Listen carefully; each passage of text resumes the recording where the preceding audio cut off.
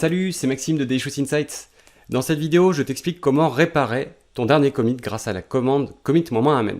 On va traiter de deux cas de figure principaux qui sont l'oubli de fichier dans le commit ou le mauvais nommage du message de commit, sachant qu'on peut faire les deux en même temps. Conceptuellement, ça revient à faire un pas en arrière, donc annuler notre commit et reproduire un commit équivalent qui va embarquer nos modifications. Donc si on parle de commande git, ça équivaut à faire un git reset -soft d'un cran en arrière et d'embarquer donc tout ce qu'on avait donc dans le stage plus ce qu'on aurait rajouté au préalable et de venir du coup créer un nouveau commit en remplacement. Donc qu'est-ce qu'on peut modifier grâce à cette commande? Eh bien, on va pouvoir modifier toutes les métadonnées, donc l'auteur, la date, le message de commit, et on va pouvoir également modifier donc ce qu'on a mis dedans, donc à savoir les modifications principalement quand on a oublié un fichier. Donc on va tenter en général d'ajouter le fichier oublié. Pour les autres cas de figure, en général, on va plutôt avoir tendance à utiliser explicitement la commande justement reset pour revenir un cran en arrière, donc annuler juste la validation du commit pour pouvoir remanipuler l'intégralité de nos fichiers, surtout quand on veut retirer des fichiers justement qui n'ont rien à faire dans le commit, pour pouvoir recommitter à la main derrière. On rentre dans le vif du sujet avec un premier exemple dans lequel je vais créer un commit qui va embarquer une partie seulement des fichiers que je souhaite committer.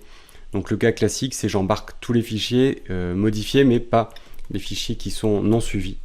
Donc très souvent en faisant du commit -am. Et donc ici, ça va embarquer mon fichier package.json. Et non pas donc le fichier src index. Donc là, je m'aperçois suite à mon commit que du coup mon commit n'intègre pas le fichier src.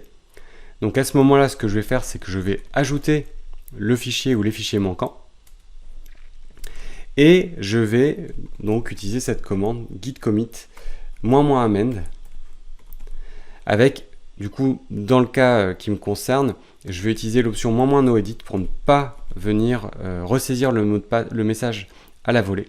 Donc directement, en fait, il va réutiliser le message du commit en place.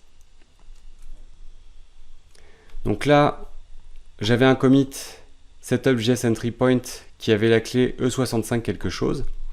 Ici, si je viens refaire un log, on va voir que j'ai donc une autre clé, un autre identifiant pour ce commit, simplement parce que, comme je l'ai dit précédemment, on va faire un pas en arrière et un pas en avant. Et comment on va modifier le contenu du commit, eh bien son identité va être modifiée. Si tu veux tout savoir sur la manière dont est constitué un commit, notamment la manière dont est construit justement cet identifiant, je t'encourage à aller voir notre autre vidéo qui parle de l'anatomie d'un commit. Voyons maintenant un deuxième exemple avec le mauvais nommage d'un message de commit. Donc pour reprendre mon exemple précédent, admettons que j'ai oublié par exemple le numéro de ticket dans le message de commit. Donc à ce moment-là, je vais procéder déjà à la vérification de l'état de mon espace de travail. En particulier, je vais vérifier que je n'ai aucun élément dans le stage pour ne pas risquer d'embarquer justement une modification inappropriée dans le fait de modifier ce commit en place. Et dès lors que je sais que je n'ai rien qui risque d'être embarqué, je vais pouvoir faire mon git commit -amend qui à ce moment-là va me lancer mon éditeur par défaut et dans lequel donc je vais pouvoir à ce moment-là lui dire tiens là ça corrige le ticket numéro 42. Donc j'enrichis mon message de commit, j'enregistre et je redonne la main en fait à Git qui va à ce moment-là donc changer le commit en place. Donc j'obtiens à nouveau une nouvelle clé puisqu'il a modifié les métadonnées. Je termine cette vidéo avec une astuce supplémentaire qui est l'emploi des alias qu'on va pouvoir justement exploiter pour donner, on va dire, un sens plus précis à l'action qu'on veut mener pour justement ces commandes commit -amend. Le premier qu'on a chez Delicious Insights, c'est un alias qu'on appelait gitoops et qui va nous permettre de faire un commit -amend -noedit.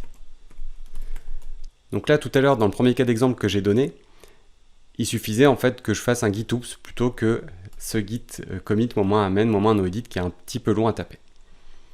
L'autre alias que je me suis fait, c'est l'alias reword. Donc là, c'est vraiment pour exprimer l'intention d'un renommage de commit et à ce moment-là, c'est juste un git commit -amend qui va être réalisé derrière puisque je veux repasser par l'éditeur.